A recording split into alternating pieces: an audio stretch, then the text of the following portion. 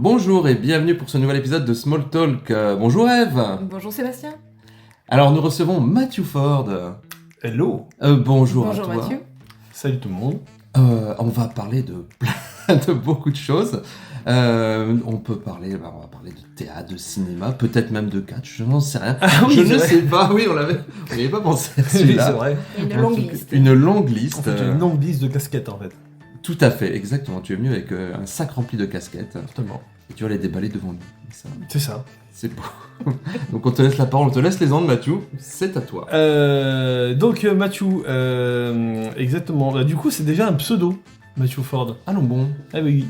C'est un pseudo. On va commencer par là, puisque mon vrai nom c'est Mathieu Massé. Voilà. Ah. Et je pense qu'il y a beaucoup de gens qui ne le connaissent pas et qui seront très étonnés de l'entendre. Mais qui me permet de dissocier déjà deux casquettes évidentes de mon activité actuelle, qui est la production, en tant que directeur de production chez Ecovisuel, où je suis Mathieu Massé. Ça permet aussi que quand on m'appelle Mathieu Massé, c'est ou la production ou mon banquier, donc ça permet déjà d'avoir un ton différent. Et Matthew Ford, c'est tout ce qui est jeu, acting et autres. Ça me permet de différencier et surtout de garder un petit peu une différence entre la vie réelle et la vie des planches. On va pas se mélanger complètement dans le tourbillon. Oui, à l'origine c'était...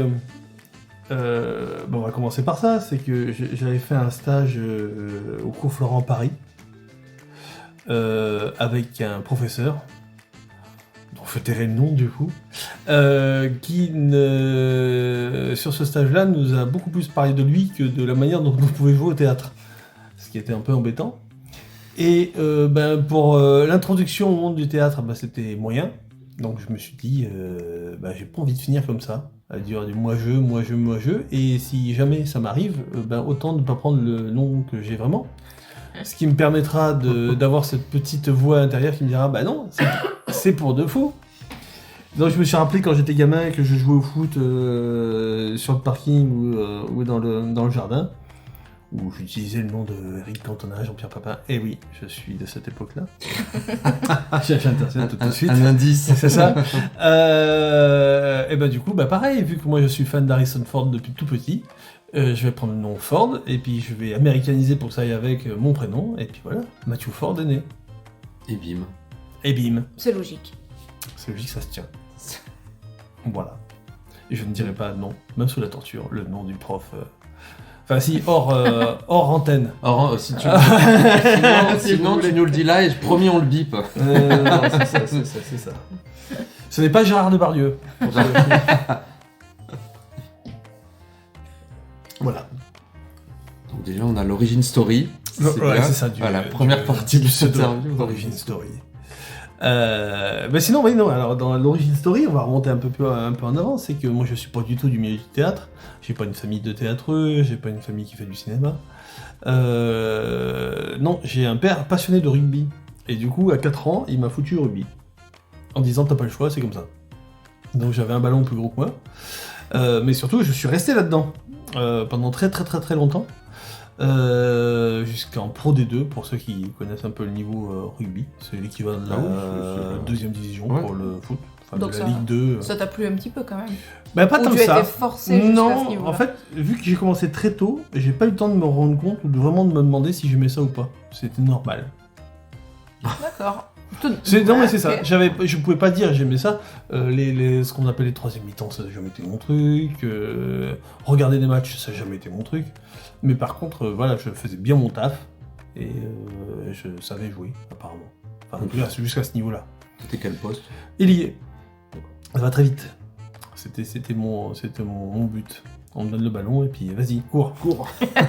Tu voulais pas plaquer quoi C'était mon talon d'Achille, ça, le plaquage et la défense. Pour, voilà, je sais pas s'il y a des anciens partenaires, il doit pas y en avoir beaucoup, qui écoutent le Smoke Talk. Mais voilà, non, j'étais plus aisé en attaque qu'en défense.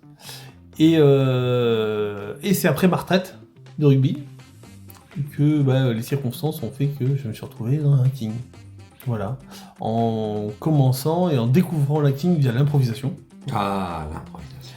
Avec un certain Julien Masdoa, qui était venu faire un stage d'improvisation auprès de la compagnie nouvellement créée à l'époque, de ma compagne de l'époque. Et la compagnie s'appelait Music Hall, qui était donc une compagnie de comédie musicale. Et auquel je aidais à faire la préparation physique pour que on puisse tenir 1h30 de comédie musicale. Il faut avoir un peu un physique, vous vous en doutez. Et du coup, j'ai rencontré Julien à ce moment-là et j'ai dit ouais, je vais faire le stage, pourquoi pas, c'est rigolo. Et voilà.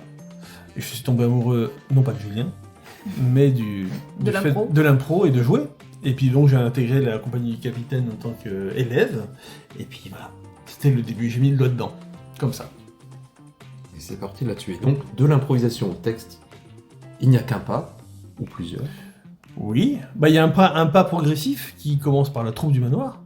Ah oui, qu'on salue. Et qu'on salue, voilà, qui m'ont donné l'opportunité très vite de jouer et l'improvisation et l'écrit, puisqu'il y a un petit peu des deux, du coup.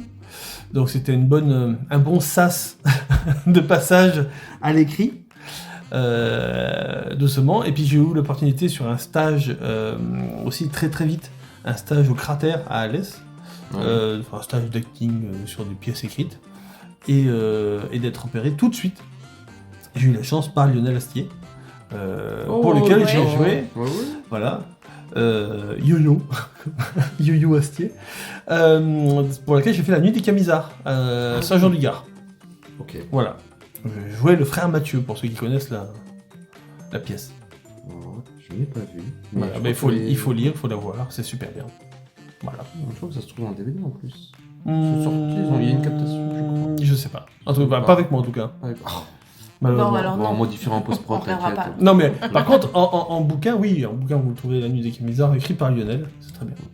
D'accord. Okay. Ah oui, sympa quoi.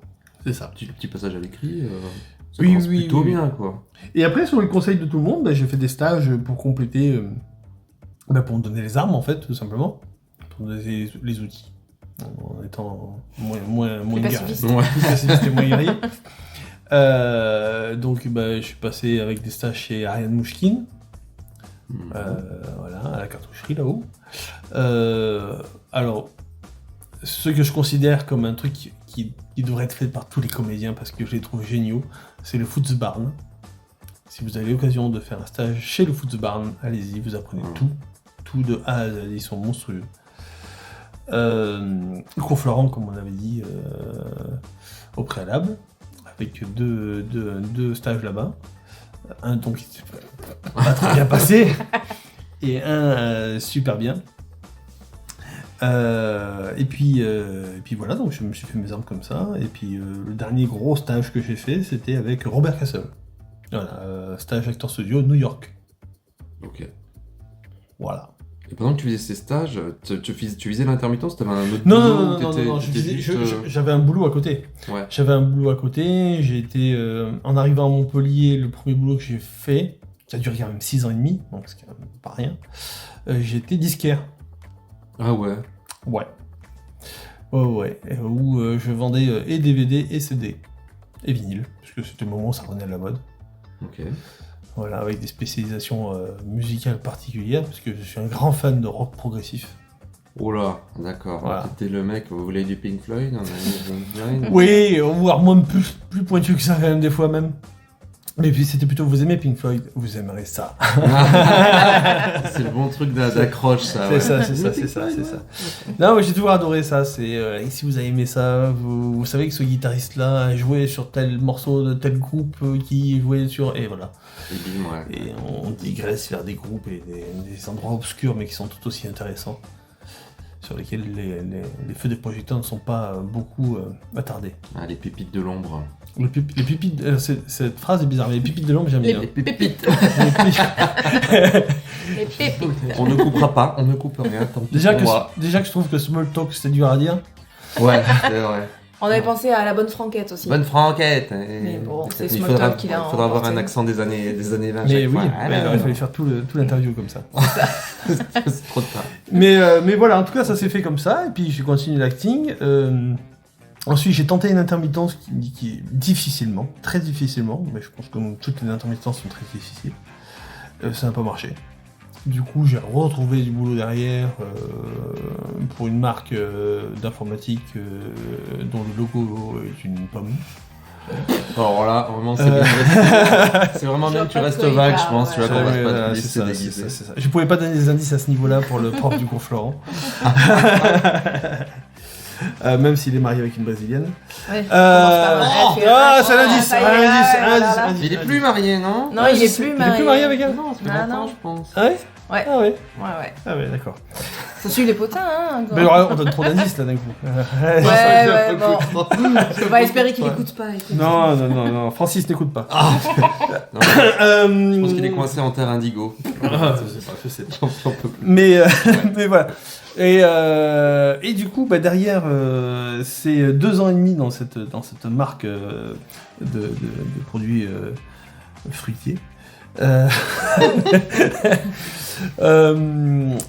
J'ai tenté de créer une production de cinéma qui s'appelait Film Médaillon, qui n'a jamais vu le jour en final, mais sur laquelle, sur les 2 ans de gestation, a quand même créé des choses. Et c'est dans cette gestation-là que j'ai rencontré Caroline, qui est productrice, elle, à Ecovisuel, et qui m'a engagé comme directeur de production de la partie fiction d'Ecovisuel, qui fait déjà d'institutionnel à ce moment-là. Okay. Voilà. Donc du coup, voilà, c'est la casquette que j'ai retrouvée. Tout en continuant à être comédien. Et là, je suis en passe, voilà, je croise les doigts, de faire l'intermittence. Pour la première fois. On y croit, on y est, on est confiant. Comment on est sur Alors, l'échelle tout le monde de est confiant autour de moi, mais Ouais. je suis d'un naturel à attendre que... Ça se réalise. Ouais, que ça... Voilà, exactement. C'est quand on me dira, ça y est, je ferai, ok, c'est bon. C'est validé, je peux voir le papier. Okay. Exactement, je suis devenu comme ça. Donc... Et du coup, le métier de directeur de production, ça consiste en quoi?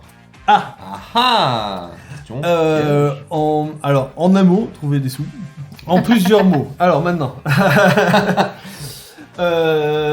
On dira que c'est un petit peu le chef d'orchestre d'une pièce commandée par la production.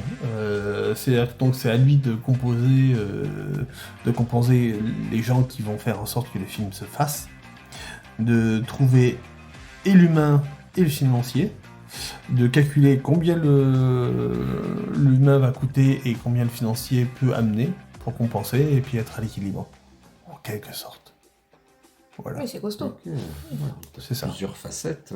Ouais, c'est ça. Mais c'est très gratifiant en tout cas quand le projet commence à naître. Ce qui est déjà le cas là d'ailleurs récemment, où on peut l'annoncer, il me semble. Et puis mince, annonce-le. J'ai un court-métrage qui s'appelle Dieu est mort, que je produis, en tant que directeur de production, qui est en accompagnement auprès de la métropole de Montpellier. Voilà, c'est officiel. Ok, voilà. Parce qu'on a vu passer pas mal de choses sur Exactement. Donc c'est un film de Iman Lager, une jeune réalisatrice qui va faire son premier court-métrage, donc le comprendu bien évidemment, et qui avait eu le prix Nougaro du meilleur scénario de court-métrage. Ok, donc voilà. L'histoire. Exactement, et donc l'histoire d'une jeune fille d'origine napolitaine qui est élevée par son père napolitain à Montpellier et qui va apprendre en jouant avec ses amis le soir la mort de Maradona et en envoyant un message à son père en disant « Papa, tu as vu, papa, Maradona est décédé » et son père lui répond « Non, c'est Dieu qui est mort ». Et au travers de ce ridicule que pourrait être ce texto, elle va comprendre et ses origines et se rapprocher de son père. D'accord, je fais un petit teaser. Non, mais de toute façon, c'est l'événement clé qui permet de faire un retour aux origines et de parler des racines. Et puis l'importance de Maradona pour une ville comme Naples. Oui, moi j'imagine. Voilà. Oui. Et donc voilà, donc ça c'est ça c'est de la bonne nouvelle de ces derniers temps. En dehors de ça, avec Ecovisuel, on a, et là c'est le gros truc que l'on a fait, qui est la création du festival l'an dernier, donc du festival L'Envers du décor, qui est donc en partenariat avec une mission locale de Montpellier. Et là, le principe étant de créer 6 courts-métrages avec les missions locales sur un thème citoyen. Donc l'an dernier, c'était sur la laïcité. Et donc de permettre aux jeunes de s'exprimer à travers de ce média cinématographique en faisant des courts-métrages de 6-7 minutes présentés au Centre Rabelais devant un jury de professionnels. L'an dernier, ça nous a valu le prix de la laïcité remis par le ministre. Voilà. Chapeau. Bravo. Alors, pour ceux qui se demandent, ça ne sert à rien pour faire sauter les PV à Montpellier. Tu te balades pas avec, ou tu laisses pas sur le pare-brise de la voiture. Ce bout de plastique ne sert pas à faire sauter les pavés. Les pavés. Aussi. Non plus. C'est un lapsus très sympa, mais 68.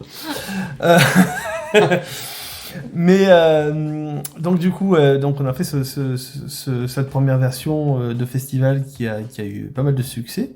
Alors, non seulement auprès du ministère bien évidemment, mais aussi au niveau du public. Donc un jury qui était réuni. Donc on avait Serge Laloux, président du jury. Serge Laloux qui est producteur des films d'ici Méditerranée et notamment connu pour avoir eu un César, notamment pour le film Joseph, que je conseille à tout le monde si vous ne l'avez pas vu, ce film d'animation qui est magnifique, sur la retirada espagnole et de Joseph Bartoli, le peintre.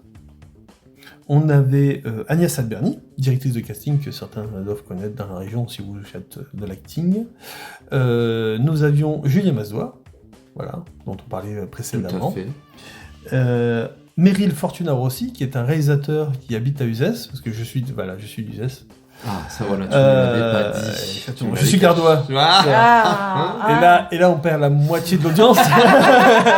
C'est mort, les gars, c'est mort, coupé. Et Meryl donc, est un Uzésien qui a été formé à l'IAD à Bruxelles. Et donc l'IAD, bon, c'est l'école de cinéma bruxelloise, et qui depuis a eu, il me semble de mémoire, 3 Magritte sur 5 nominations en termes de court-métrage, les Magritte étant l'équivalent des Césars en Belgique, et qui prépare son premier long-métrage et peut-être travaillera sur un des longs-métrages que l'on prépare nous avec Ecovisuel. Oh, petit teasing. Exactement, avec donc Meryl, qui oblige... Ah oui, on a un partenariat avec le Cinémed, très important. Ah oui, c'est-à-dire que le lauréat du meilleur film lors de cet événement, le Festival L'Envers du décor, se retrouve à être diffusé dans le cadre du Cinémed. Et donc dans le jury, on a un référent du Cinémed. L'an dernier, c'était Mathilde Guiton-Marcon, qui est donc la responsable de la programmation court-métrage du Cinémed, qui était là, dans le jury, qui nous avait été conseillé par Christophe Leparc, directeur du Cinémed. Et puis on a une référente laïcité, Véronique Ponce, qui est là aussi pour s'assurer que les jeunes n'ont pas dit trop de conneries, tout simplement. Quand même. Voilà. Et donc cette année, on repart sur une deuxième année sur la citoyenneté, sur liberté, égalité, fraternité. J'ai pris mes petites notes. Allons-y. Il y a des choses, et pourquoi je me faire taper sur les doigts par la productrice, bien évidemment. Mais voilà, en tout cas, je pense avoir dit quand même, j'ai trop de notes en fait. Oui, voilà, on est sur les valeurs de la République, voilà, et de la citoyenneté. Voilà, donc 6 films en compétition, de 6-7 minutes. Ça sera le 28 mai, au Centre Rabelais. C'est gratuit, ouverture des portes à 13h15. Voilà. Et on a 4 films de la mission locale de Montpellier, un de la mission locale de Bédarieux et un de la mission locale de Sète. Voilà. Qu'on a tous contribué à produire. Ok. C'est beau. Voilà. Oui, c'est du boulot, surtout. C'est énormément de boulot. Et donc, voilà, le jury étant en cours d'élaboration, on vient d'avoir la réponse pour notre président du jury, prestigieux président du jury, qui, je pense, sera sa première venue à Montpellier. Je n'en dis pas plus. De suivre le compte Instagram du Festival L'Envers du décor, pour lequel vous trouverez. Ça, c'est de l'over-teasing. Exactement. Où on va révéler les membres du jury un par un très prochainement. Si ce n'est pas déjà le cas, si vous écoutez ce podcast en rediffusion. Oui, tout à fait, puisqu'il est disponible sur Spotify, Exact. Deezer, la totale. Exactement. On a parlé beaucoup, là, de Mathieu Massé. Oui. Mais est-ce qu'on ne parlerait pas un petit peu de Matthew Ford, Oui, le comédien? oui. C'est que dire. Oh. Moi, j'ai tendance à dire que je joue là où on veut bien de moi. Donc, beaucoup de théâtre, avec la troupe du manoir. Et depuis Noël dernier, avec la compagnie La Cortina. Voilà, avec la compagnie La Cortina, qui est dirigée, et aussi digérée d'ailleurs, par Ornella Cortine. Oui, ça veut rien dire être digéré, mais je trouve que c'est très bien. Ouais, Parce que ça se digère, une troupe de théâtre. Tout à fait. Ça se digère. Tout à fait. Donc, avec qui j'ai fait... Donc, on a tourné... cette compagnie a tourné à Noël sur 2 formats. Un qui était donc avec une partie de la troupe qui était partie sur une pièce écrite qui s'appelait Nicolas et l'hiver perdu, pour les jeunes publics. Et d'autre partie, donc Ornella et moi sommes partis sur les routes pour faire une tournée d'improvisation où on faisait des pièces improvisées pour les enfants. Donc on demandait 3 mots spécifiques aux enfants, et une fois qu'on avait ces 3 mots, on partait sur une improvisation basée sur Noël pendant 40-50 minutes. Ah ouais, quand même. Voilà, on a fait des maternelles, ça a bien marché. On pensait faire 30 minutes d'ailleurs, et ils ont tenu 40, donc on était à fond. Ouais, c'est que parce soit que fond, c'est- parce que Devant en général- 350 enfants.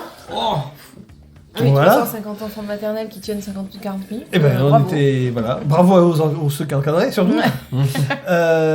Et puis voilà jusqu'au primaire, ouais, dans ces eaux-là.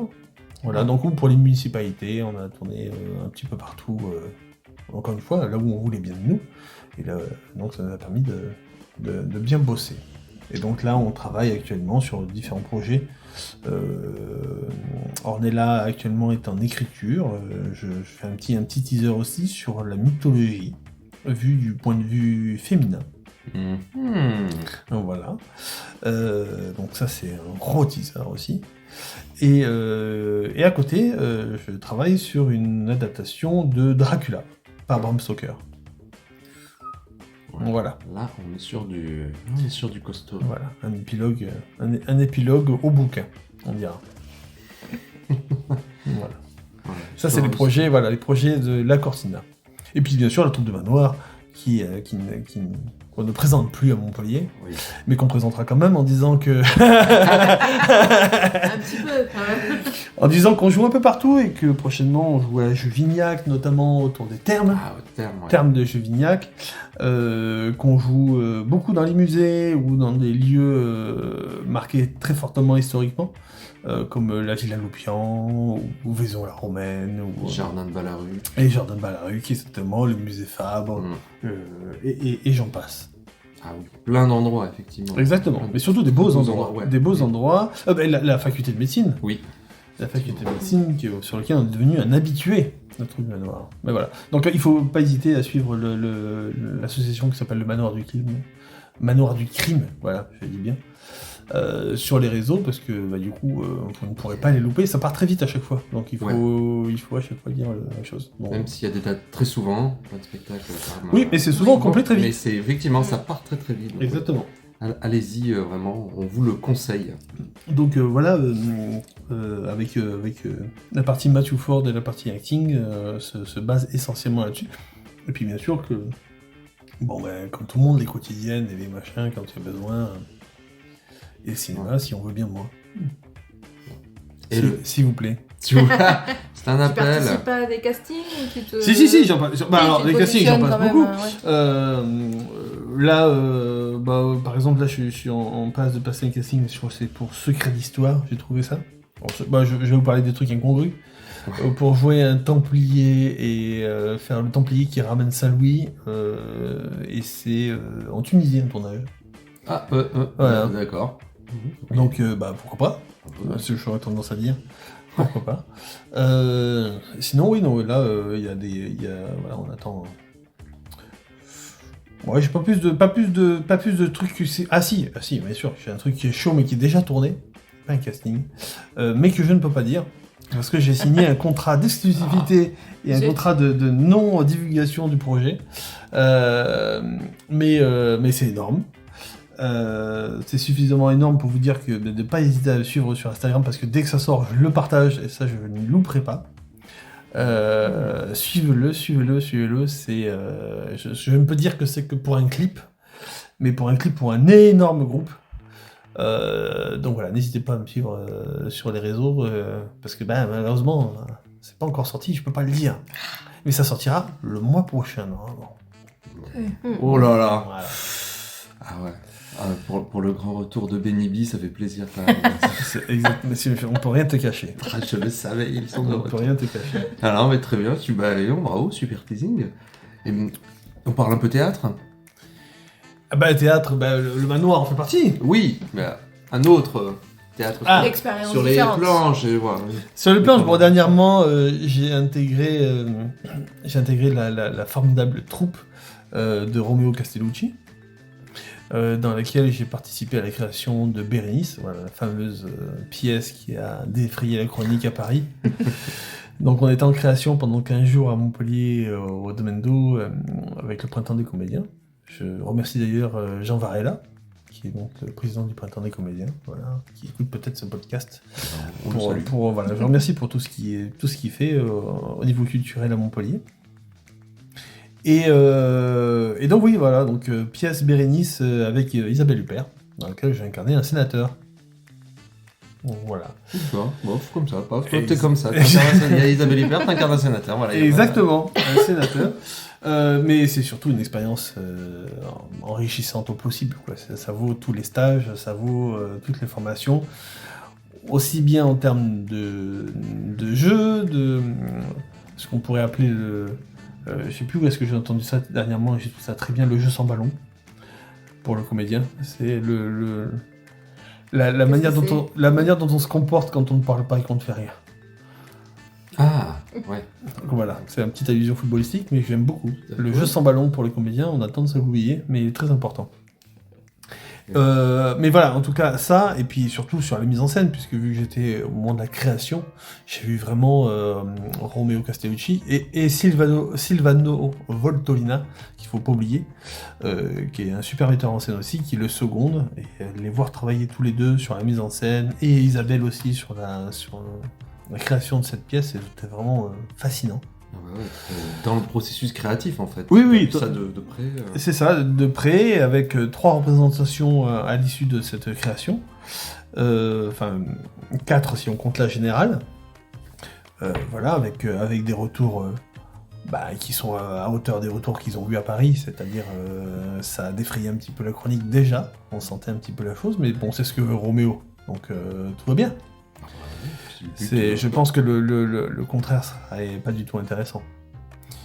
Et puis, même si on a des gens qui sifflent et qui huent à la fin d'une représentation de Bérénice par Romeo Castellucci, comme le disait Roméo et Isabelle très bien, c'est que c'est les mêmes qui seraient endormis si on avait joué la classique. Oui. Donc, c'est possible. Donc au final, il faut relativiser. De toute façon, il faut tout relativiser.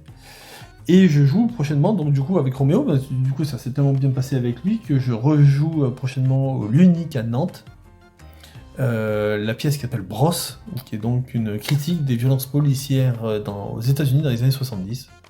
Voilà, où on joue 3 soirs, le 14, 15 et 16 mai au l'Unique, donc pour les auditeurs de Nantes, venez nous voir.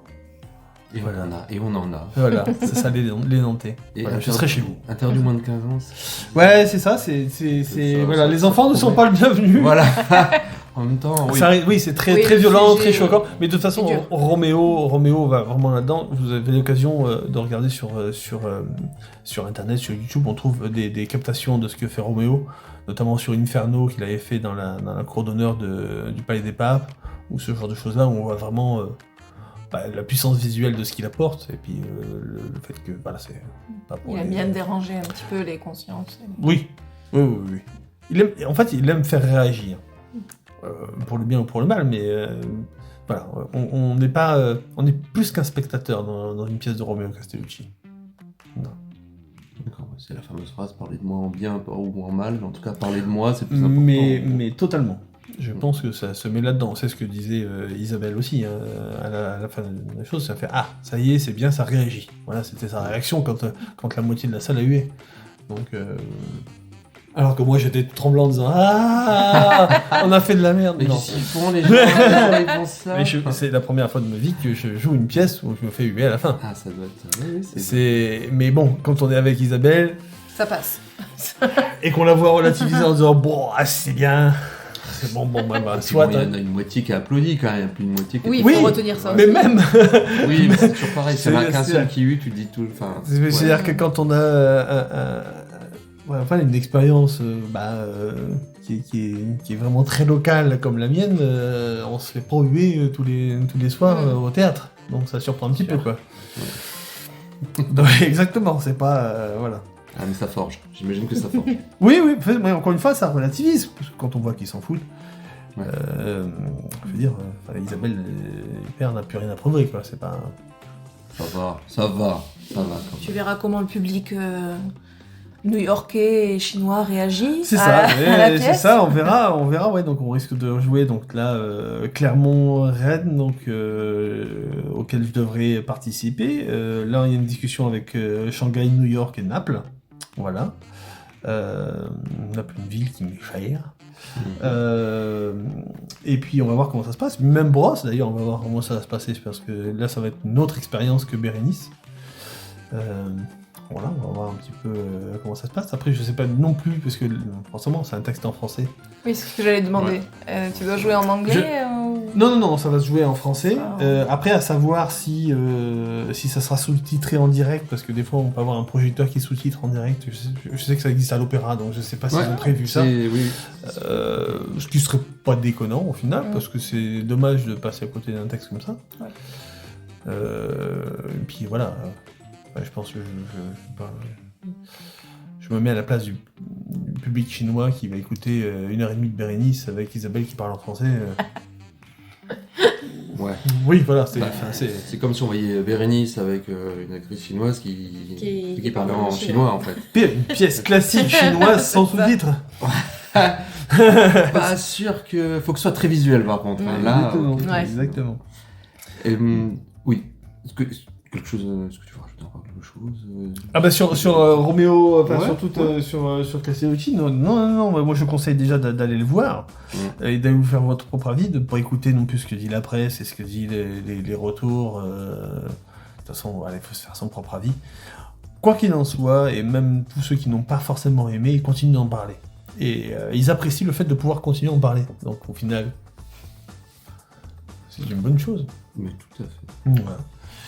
Et sinon, tiens, on en parlait tout à l'heure, hors antenne, avec la compagnie La Corsina, nous allons animer, sous forme d'improvisation, la soirée des lauréats de la Fondation de la Recherche Médicale. Voilà, à la mairie de Montpellier, dans la salle des rencontres. Voilà, en présence du maire et autres responsables médicaux montpelliérains. Et une ville médicale, c'est bien celle-là. Ah oui, quand même, ouais, effectivement. Voilà. Le 15 mai, ça. Plein de beaux projets, Oui. peut-on dire, ouais. Et d'ailleurs, si on veut te suivre un petit peu, si on suit tes actualités, toutes tes casquettes, qu'est-ce qu'on a comme réseaux sociaux comme, Alors, comme sur- site, sur- alors là, sur- c'est- il y en a un qui a sauté il y a pas longtemps C'est alors, vrai. par rapport à des piratages de Facebook, etc. Donc le Facebook, on oublie. Mais du coup, Instagram marche toujours. Donc c'est Matthew Ford avec 888.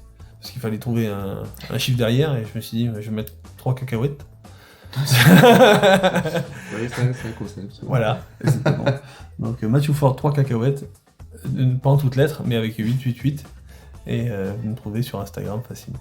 Voilà, auquel vous trouverez plein de choses que j'ai faites. Notamment à l'ancienne vie sur les rings.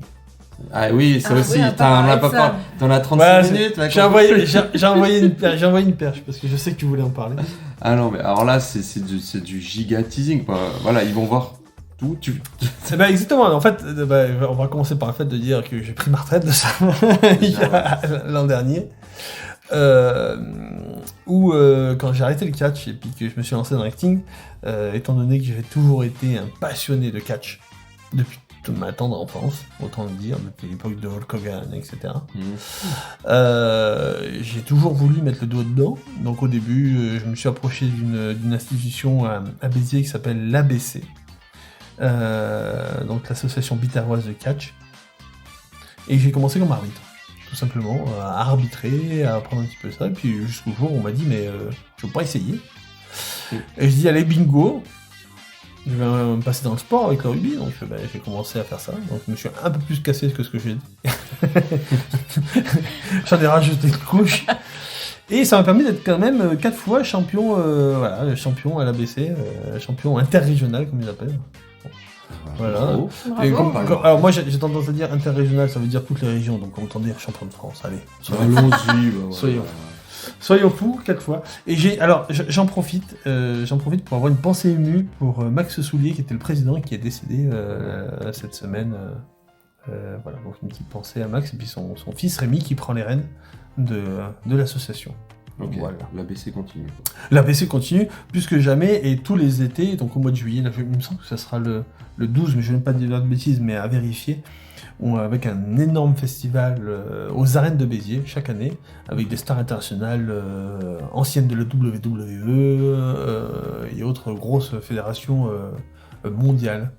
Donc faut pas hésiter à venir. On a eu des stars comme Mickey James, comme Kevin Nash, comme Sami Zayn, qui est actuellement champion intercontinental, qui sont venus nous voir aux arènes de Béziers. Donc il faut venir les voir, il faut venir encourager. Il faut venir encourager aussi les jeunes talents français qui vont se mesurer à ces pointures. Donc voilà, faut pas hésiter. De toute façon, toutes ces infos, on les aura sur Matthew Ford. C'est ça. 3 cacahuètes, 888. C'est ça. Sur Insta. Voilà. Et puis tous les teasings que tu as fait là, et ça, vraiment, ça va arriver. Donc, voilà. Oui, c'est ça. Il y a le gros truc qui arrive en mai, là, le gros clip.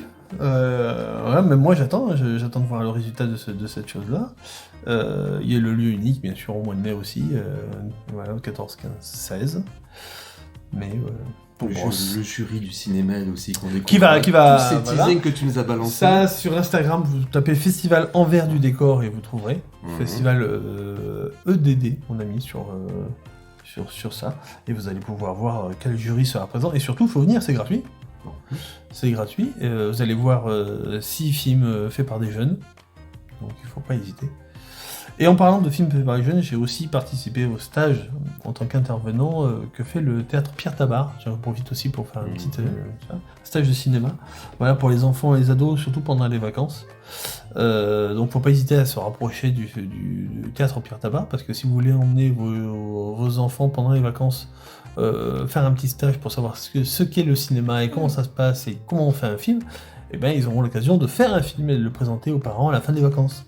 Ok, ça c'est super cool, voilà. Ouais, Théâtre Tabar au Beaux-Arts à Montpellier. Voilà, c'est de 9 à 14 ans et je crois qu'ils ont des versions de 12 à 17. Ok. Très bien. Eh ben, c'est parfait. Tu connais bien, ma chère Elle? Je pense qu'on est bien aussi. Oui, c'est bien. Plein d'infos. Plein d'infos. Ouais, plein de notes. c'est bien.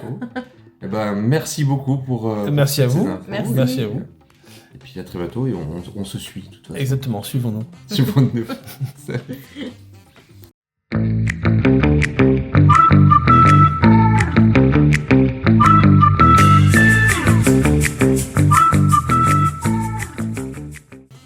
Bonjour et bienvenue sur Small Talk.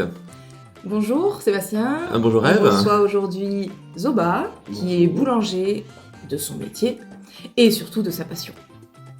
Bonjour Zoba. Bonjour. Un boulanger Bonjour. pas comme les autres. Oh, pas comme Oh, je ouais. sais pas.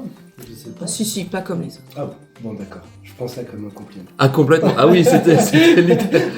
C'est là, déjà une insulte directe. Des trucs. Ok, bonne ambiance.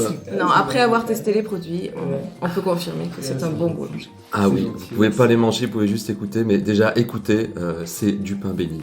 Oh, Voilà. c'est On verra si on garde. Hein, en tout cas, je t'en prie, Zoba, les ondes sont à toi. C'est vrai, merci. Bonjour tout le monde, bonjour à tous ceux qui écoutent. Voilà, moi je suis boulanger de métier, ça va faire maintenant 25 ans. 25 ans que je suis boulanger, j'ai pas mal bougé un petit peu de partout. Je suis arrivé à la boulangerie pour pouvoir sortir. le soir. Parce que j'avais pas l'autorisation et mes parents ne voulaient pas que j'ai de scooter. Donc je me suis dit, le seul moyen, ça va être d'essayer de trouver un truc qui va les embêter, pour que je puisse avoir un scooter. Donc je suis rentré dans la boulangerie comme ça, en allant travailler la nuit, et puis bah voilà, ça m'est tombé dessus, et puis la passion est arrivée, je me suis découvert cette passion-là pour le pain, pour tout ça. Alors malgré que ce soit quand même difficile avec le truc de jeunesse, d'envoyer, de bosser et de faire de vouloir un petit peu la vie d'un jeune, quoi, parce que j'ai commencé tôt, j'avais 15 ans, et ça, il y a 25 ans, j'avais 15 ans, donc du coup, je viens de divulguer mon âge. J'ai donc faites l'addition. Pas encore. Pas encore, c'est vrai. Donc du coup, voilà, ce qui m'a amené à pratiquer donc ce métier, cette passion que j'ai eue un petit peu, qui m'a amené aussi à faire pas mal de voyages aussi dans le monde, parce que du coup j'ai fait aussi de la boulangerie sur l'international. Et voilà, au début j'ai commencé vraiment ma carrière dans la boulangerie clairement, je dirais conventionnelle, quoi, avec les grands moulins qu'on peut avoir un petit peu de partout, avec ces farines qu'on peut manger un petit peu vraiment de partout. Et après je me suis monté, j'ai arrêté pendant un petit moment la boulangerie parce que j'avais besoin de voir aussi d'autres choses. Donc je suis parti dans la restauration. Ça a toujours tourné quand même pas mal au milieu de la bouffe, au milieu de tout ce qui réunit en général en tout cas. Et je pense que le pain, j'en ai eu la passion. Je pense que ça a été quelque chose qui a été un déclic, c'est ce fait d'être tout le temps sur la table, quoi. On est tout le temps sur une table, le pain c'est la table, le pain c'est le moment où on se réunit. D'ailleurs voilà, copain, compagnon, c'est vraiment partager le pain, c'est on prend étymologiquement le truc, quoi, donc ça a du sens pour moi. Et voilà, donc après par la suite j'ai arrêté, donc j'étais jeune pour ce restaurant là, donc après avoir fait toutes les erreurs possibles et inimaginables avec un restaurant quand on a 23 ans, on apprend beaucoup de choses, et une super expérience, pas facile mais super expérience. Et voilà, et du coup après j'ai repris la boulangerie parce que je suis retourné à mes amours, donc c'est vraiment chouette. Et là, j'ai commencé un petit peu après à voyager. Et je me suis monté aussi après, j'ai monté une petite structure en consulting, où je faisais du remplacement, de la création de gamme, de la remise à niveau qualité, plein de choses comme ça. Parce que j'avais très souvent remarqué qu'en boulangerie, on a un boulanger dans une boulangerie. Et puis, quand le boulanger veut partir en vacances et que c'est pas les périodes de fermeture de la boulangerie, on est coincé. C'est coincé, donc le mec, ce qu'il fait, comme on sait que c'est un métier qui recherche partout, les mecs ils arrêtaient de bosser, et puis bon courage au patron pour retrouver un boulanger et puis à partir. Alors je le dis, c'est pas très bien, mais malheureusement je l'ai fait aussi, c'est des choses que tu fais, je peux pas partir au mois d'août parce que je dois faire la fête, et ok, je démissionne, allez salut. C'est le pouvoir, ouais. C'est un petit peu, voilà, c'est pas très très chouette, donc du coup je me suis dit ça peut être cool de ramener un petit peu. Donc j'ai fait ça pendant un petit moment, et puis après je suis parti, j'ai fait l'étranger. Avec, au plus ma carrière avançait, au plus l'avenir se dessinait aussi, à savoir ce que je voulais faire véritablement, et notamment je dirais un peu le Saint Graal. Pour en revenir au pain béni. Allez, hop. Bon, on va le garder, le pain béni. On va pas couper. Et du coup, qui était de devenir un jour paysan boulanger. En l'occurrence, pour ma part, boulanger paysan. Donc c'était plus d'apprendre la paysannerie et d'apprendre ma vie après un tournant, un moment où je suis revenu à des choses un peu plus sensées, un peu plus avec plus de valeur, en tout cas aujourd'hui que je qualifie plus avec de valeur, autour de la terre, autour de la façon de vivre. J'étais plus jeune, il fallait la grande voiture, se montrer, être toujours au devant, faire beaucoup le milieu de la nuit, toutes ces choses-là, et qui m'ont pas forcément, en tout cas, j'ai pas continué dans cette voie-là, et je me suis retrouvé avec plus de valeur, en tout cas à la terre et tout ça. Donc il y a eu un point de concordance où je me suis dit ça peut être un super projet que d'avoir la terre et d'avoir ce côté un petit peu de transmission et plus éthique ou biologique. C'est plus que si on devait le couper en deux, comme ça. C'est Christophe d'ailleurs, le propriétaire du domaine où je suis maintenant.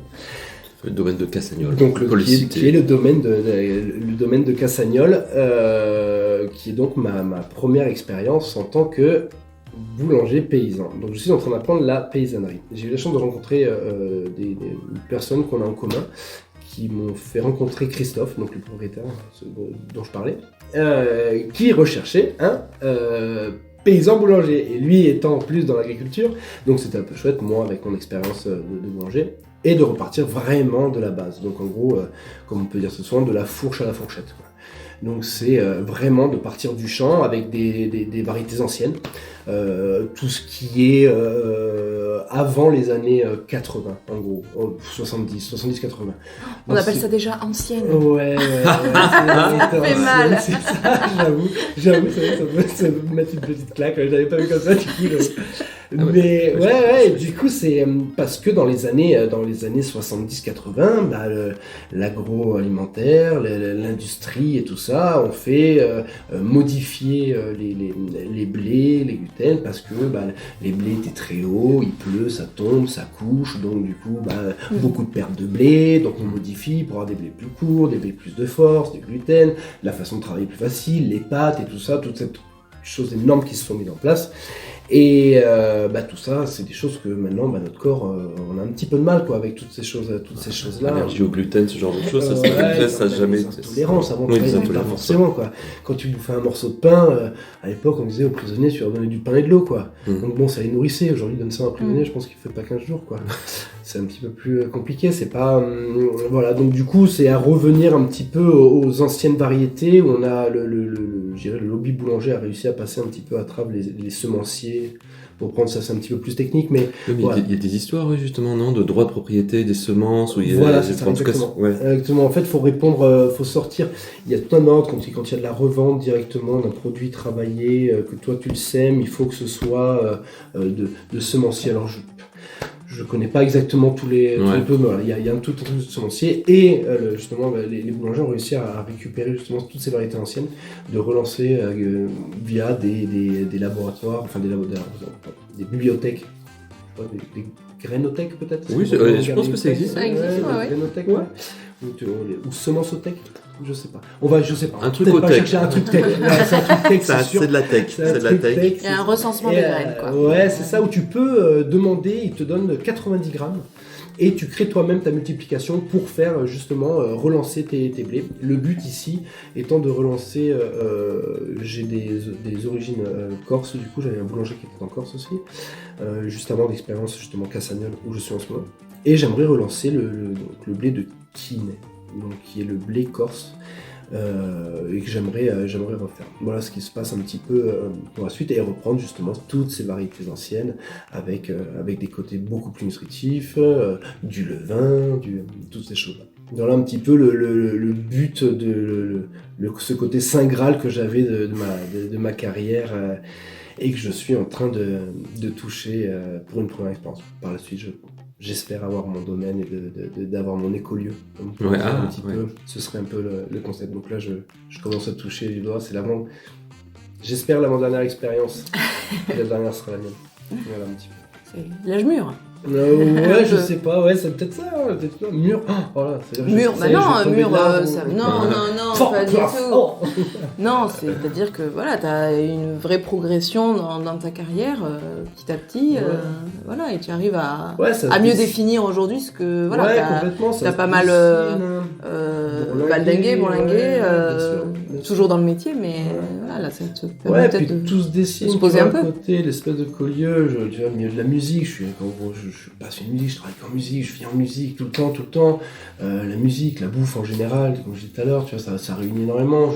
Les conférences, je suis un fan de conférences, les assos, toutes ces choses-là, l'échange en général avec l'humain, c'est des choses qui m'intéressent. Donc tu vois, tout ce projet, en fait, je vois que c'est tout ce qui a construit ma vie véritablement, c'est plein de petits points qui aujourd'hui forment un tout, et je sais où je vais. Ouais, c'est cool, c'est une belle destination. Et puis elle a du sens, quoi, d'avoir le contact avec le blé. C'est après 25 ans de boulangerie, j'avais jamais eu de blé dans ma main, quoi.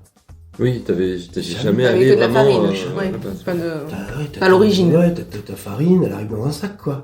C'est comme pour un gosse, tu dis c'est quoi le poisson? Le poisson, c'est le poisson pané, là. C'est un truc comme ça, c'est ça. Comme ta Niglo. Ouais, c'est ça, exactement, tu vois. Donc t'as cette espèce de truc à remettre, et puis t'as touché, et puis te renseigner, et puis t'as les nouveaux blés, ce qu'il a plu, pas plu, donc au moment où tu vas récupérer, les gros maîtrichants. Et donc là, comment ça se passe? Tu cultives le blé sur le domaine, c'est ça? Alors, ou il y a quelqu'un qui... Enfin, comment ça se passe? Alors, pour le coup, ce sera un intervenant, parce que c'est vrai que ça reste quand même pas mal de boulot, et je ne connais pas encore. Une fois que je le saurai, ce sera mis en place. Là, je viens de commencer donc cette aventure-là. Il n'y a pas donc la période pour semer était passée. Donc du coup j'ai 1 an et en gros pardon 1 an et demi où ce sera pas mon blé. Alors j'ai les semences, j'ai réussi à garder où on bloque pour pas que ce soit abîmé ni rien du tout, que je vais pouvoir relancer donc avec des variétés notamment la Touzelle, notamment du petit épeautre, il y a du barbu des Ardennes, voilà toutes ces variétés un petit peu différentes. Donc, ce qui a été un peu complexe, c'est que j'ai commencé en faisant les tests avec tout le four et toutes ces choses-là, les pâtes aussi, parce que sortir d'une boulangerie conventionnelle et de passer sur ça, c'est des farines qui sont complètement différentes. Les ensablés ont très peu de gluten, sont très riches, réagissent complètement différemment. De travailler au levain, je travaille sur levain de seigle aussi, c'est un levain lactique donc. Donc maintenant c'est de mettre en place tout ça. Donc là, ce qui a été un peu compliqué, ça a été de trouver un moulin qui allait me faire la même farine, parce que je vais pas pouvoir changer à mi-chemin, dire à tout le monde, bah écoutez, voilà, ce pain-là, vous l'avez aimé, bon, on va repartir sur les tests maintenant. Donc de réussir à trouver un petit moulin qui allait faire des variétés anciennes aussi. Donc voilà, donc j'ai réussi à trouver, par chance, un moulin qui faisait ça, c'est un moulin qui est dans la région. Donc du coup, je lance comme ça, et dans 1 an, les terres que j'ai sont... Alors, il y a une partie sur le domaine et une partie qui est un petit peu plus loin. C'est ça s'appelle les Matelles. Donc, c'est la région de Montpellier. Ouais, c'est pas loin du Pic Saint-Loup. Voilà. Et là, le domaine de Cassagneux, il se situe, donc c'est dans l'Hérault, Assas, Prades-de-Lez. On est presque sur Prades-de-Lez. Ouais, c'est un domaine qui est en plein milieu de la nature, pas très loin de Montpellier. Ça reste quand même assez proche. De Montpellier, donc c'est cool, c'est à l'extérieur sans trop l'être non plus. Le but étant, moi par la suite, c'est j'ai un petit camion, je me suis acheté un petit camion pour le réaménager et d'aller ramener, encore une fois, ce côté lien social, et d'aller ramener un petit peu plus de vie dans les petits villages qui se perdent et qui sont en train de s'éteindre, et on laisse toutes nos encyclopédies, enfin nos anciens quoi, partir comme ça quoi. Il y a rien, en gros si t'es pas dans un EHPAD, t'as rien autour de toi quoi. Donc ça m'embête un petit peu, et puis là, encore une fois, de remettre la cuisine et toutes ces choses-là. Sur le domaine, il y a une maraîchère qui est là, qui s'appelle Florence, qui a été sur une reconversion professionnelle, qui s'est lancée dans le maraîchage. Donc je prends ces produits, par la suite ça sera donc de les travailler et de faire aussi, de ramener les paniers dans ces petits villages où il y a un petit peu plus rien. Christophe, le propriétaire du domaine, donc lui est viticulteur. Et fait aussi du cochon. Donc il a une production de cochon, c'est des cochons qui sont en liberté, pas castrés, pas les dents arrachées, pas la queue coupée. Il fait très attention quand il amène dans son abattoir, il choisit son abattoir avec soin pour que ce soit... il y a toute une éthique autour, et je me dis ça peut être cool si je peux essayer d'aller ramener ça un petit peu à l'extérieur, et le fait de retirer pas mal d'intermédiaires et d'avoir un circuit très court, ça me permet d'avoir, pareil, je suis en four à bois, donc du coup les frais électriques sont quand même moindres. Sur le domaine, comme il y a un grand domaine, le bois, je prends du temps pour le couper. Donc tout ça me retire des frais, qui fait que ça peut me retirer de la masse de travail. Donc je n'ai pas besoin de faire énormément de quantité pour avoir un petit peu plus de temps. Ouais. Voilà. Il y a une espèce de synergie autour de tout ça qui fait que tout passe bien. Alors quand on dit comme ça sur papier, donc je vais faire, je coupe mon bois, je fais le pain, je vais livrer, je vais faire mon blé, je vais récolter, je vais faire... On se dit c'est impossible, mais en fait à chaque étape que je fais, je diminue les quantités. Donc c'est clairement quelque chose de réalisable. De viable quoi. C'est smart quoi. C'est pas un truc qui te fait, tu bosses 24/24. Non, non. Ça reste des belles journées. En gros, ça reste des journées comme un petit peu tout le monde pourrait le faire quoi. Tu te lèves le matin, t'as une journée qui dure à peu près, je sais pas, 12-14 heures. Non, là, non, je pense que tu... Non, c'est... Non, je veux dire, non, sans parler de travail. D'accord, ok.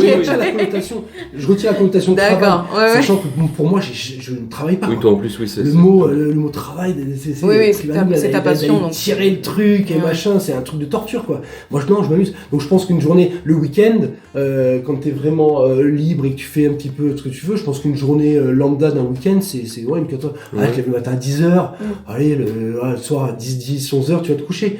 Donc, en gros, sur l'espace de 12 heures, un rythme comme tu veux et de faire les choses comme tu l'entends, bah ça rentre quoi. J'ai quelques heures de boulangerie, j'ai de la préparation, je vais balader, c'est mon temps libre quand je vais prendre mon camion, je vais dans un petit village et tout. Donc en fait tout rentre, c'est des quantités moindres, mais c'est quelque chose de dimension humaine. Ouais, complètement. Après pour en revenir justement sur la production du blé pour la farine, ça a été tous les tests aussi avec un moulin. Donc c'est un moulin, c'est un moulin à meule de pierre pour tout ce qui est la récolte. Là pour le moment comme je connais pas, j'ai fait intervenir un intervenant, tout simplement. Agricole, probablement, je fais intervenir un intervenant pour me semer et récolter. Après, j'ai déjà calculé des périodes parce que quand on récolte, il y a un temps de repos du blé, après il faut réhydrater ton blé, il y a des pourcentages pour que ta farine ait une hygrométrie particulière. Donc tout ça, les tests ont été faits. Donc même tout ça par la suite, une fois que je vais réussir à le mettre en place, je pense que c'est quelque chose qui sera viable aussi. Avec pour but de ne pas avoir de tracteur et de faire ça avec de la traction à voilà. Chevaux ? Ouais. Âne ? Ouais. Alors chevaux, souvent c'est un peu compliqué, mais pas les chevaux de trait, mais très souvent on te conseille quand même les ânes. C'est vrai, ça travaille vraiment bien. C'est un peu le jumelage entre justement la mule. Quand on dit la mule, c'est la force un peu du cheval et l'intelligence de l'âne, quoi. L'âne c'est un petit peu petit comme un âne, mais c'est ultra intelligent, quoi. Ultra intelligent. Donc voilà un petit peu dans la démarche de ce qu'ils en ont dit faire, quoi. Et démarche honorable. Tout à fait, oui. Merci. En plus, ces produits sont très bons. C'est sympa.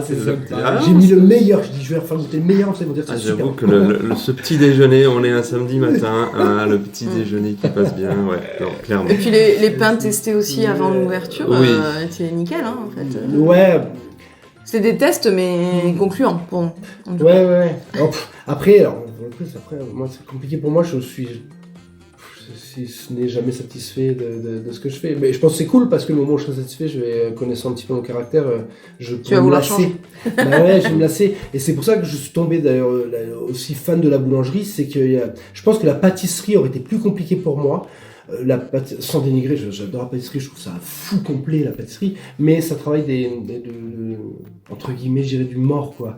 T'as pas de levure active où ça va jouer avec de la température et tout, même s'il y a certaines choses qui vont le faire, ton chocolat et tout, mais c'est quelque chose que tu règles, que tu vas...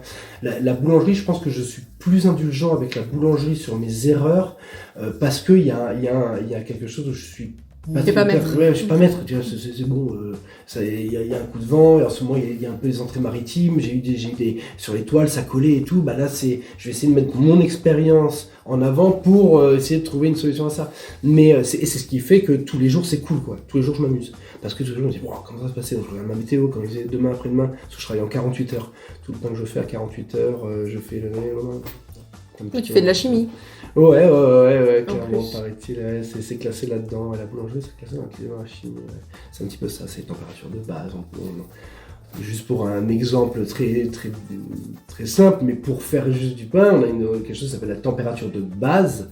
Et il faut prendre la température de laboratoire où on va faire le pain, la température de la farine, que l'on additionne, que l'on soustrait de la température de base de la farine, qui va nous donner la température de l'eau, pour qu'à la fin du pétrissage, on ait une certaine température pour que le vin soit actif. Donc tout ça, c'est que des calculs tous les matins qu'il faut que je fasse, je prends la température de tout. Donc voilà, c'est plein de calculs, mais ce qui fait que c'est ultra passionnant. Pour moi, en tout cas. Il vaut mieux suivre une filière scientifique, quoi. Non, laisse tomber. J'ai arrêté très tôt. Pour le coup, scientifique, j'ai pas trop... Ouais, j'ai arrêté très tôt. Ouais, je n'ai pas du tout, j'ai aucun diplôme. Pas ni même celui des collèges. Donc, oui, mais t'as la passion. Ouais. Et ça compense largement. La passion, l'envie, l'engouement. En tout cas, j'ai trouvé ma voie, c'est une chance, je pense. Beaucoup de gens font beaucoup d'études et arrivent peut-être pas forcément à ce qu'ils veulent. Ils ont suivi peut-être un process.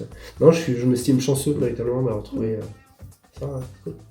Et aujourd'hui, du coup, si on veut ton pain, comment fait-on? Du coup, il faut venir. Alors, c'est encore le début, donc au domaine directement, il y a un petit endroit donc au caveau où on vend tous nos produits sur place. Donc toute la gamme pain, toute la gamme maraîchère, le vin et toute la production de viande qui sont sur place. Alors c'est pas des très grandes quantités parce que justement on ne veut pas non plus en faire trop, et puis après ça c'est pas l'usine quoi. Oui c'est ça, quantité industrielle ça n'a pas de sens avec la démarche. Ouais exactement, complètement, exactement. Donc du coup ça, et après ça va être dans les petites tournées. Il y a plusieurs petits villages un petit peu qui m'ont demandé aussi pour faire des petites tournées. Alors après moi ce que je veux voir c'est s'il n'y a pas déjà un boulanger parce que je veux pas, parce que je respecte oui, amener une concurrence. Manger le pain de l'autre, justement, je pense que c'est le cas de le dire en plus. Mais voilà, je veux plus être quelque chose, une valeur ajoutée que de tirer sur quelque chose. Donc voilà. En tout cas, pour le moment, c'est soit venir à la boulangerie et me voir et laisser la porte toujours ouverte pour venir boire un café. Et voilà, il y a toujours un petit café à faire un truc. Donc venez de préférence vers 10h30 le matin. Ouais, exactement, ça je sors du four, j'ai fini de transpirer comme pas possible, je suis tout bien, tout chaud, c'est bon. Mais ne pas hésiter de venir, d'échanger, de voir, parce que je pense que c'est aussi notre boulot à nous, en tant que boulanger, de montrer un petit peu comme c'est fait, de montrer ce lien-là, parce que les gens les contactent avec, autant avec les écoles. Moi j'ai beaucoup aimé, j'ai travaillé encore dans la boulangerie, je travaillais avec la population carcérale aussi, qui je pense, la boulangerie, et en tout cas pour moi je pense que ça peut être une super issue pour donc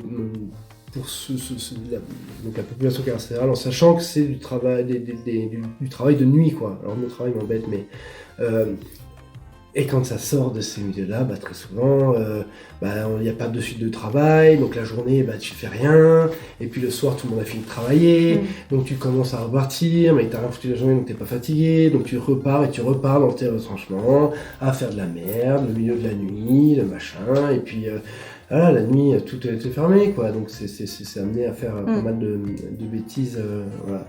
Et du coup, la boulangerie, il y a un truc qui fait que c'est la nuit, tu travailles, tu rentres la journée pendant que tout le monde travaille, toi tu dors, le soir tu peux voir tes collègues en fin de journée, mais après tu vas travailler, puis tu travailles du vivant, donc tu pourras faire ce que tu veux si tu respectes pas. Il y a une espèce de truc de respect aussi, de douceur, de faire attention, de timing, même si ça reste très très cool, quoi. Donc c'est pour ça que je pense que par la suite dans mon projet du coup le final quand je serai parti de Castellane, j'aurai monté véritablement mon projet. Ce sera vraiment quelque chose qui me tient à cœur, c'est de travailler avec la population carcérale, et les écoles que j'ai déjà fait aussi, qui est super marrant, les gosses, parce que du coup ça voit un peu chocolat, donc ça te bouffe tout ton stock de chocolat en l'espace de 10 minutes, mais non, mais c'est génial, puis le contact à la pâte, quoi, il y a un côté hyper charnel.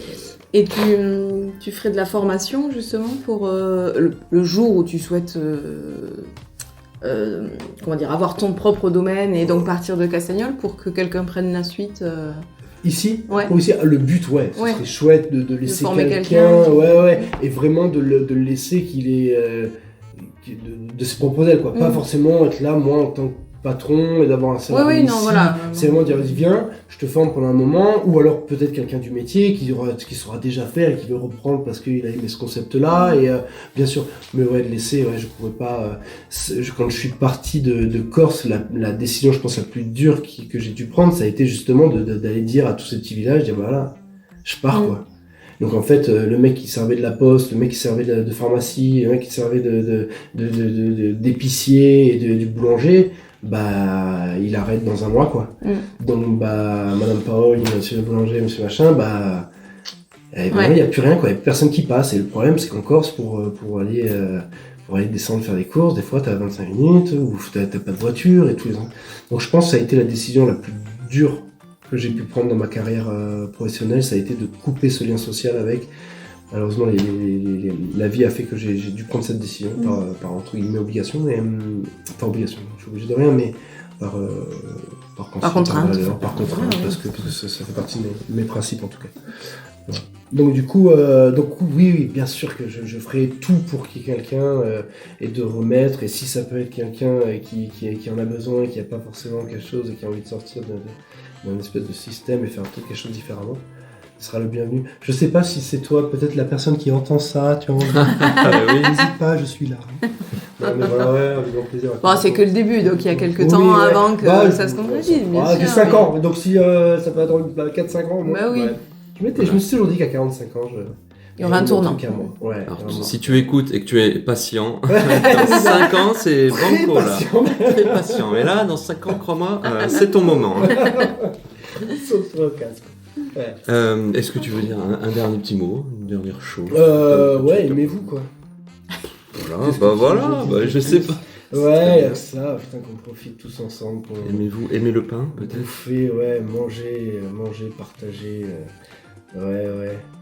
Et tout est cool, quoi. On est que miroir. Hein. Si tu souris, on sourit en face. Hein. C'est tout. Voilà. Et ben voilà.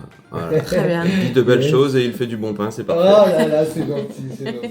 Merci. Et ben merci beaucoup, Zoba. Merci Zoba. Beaucoup. Merci à vous.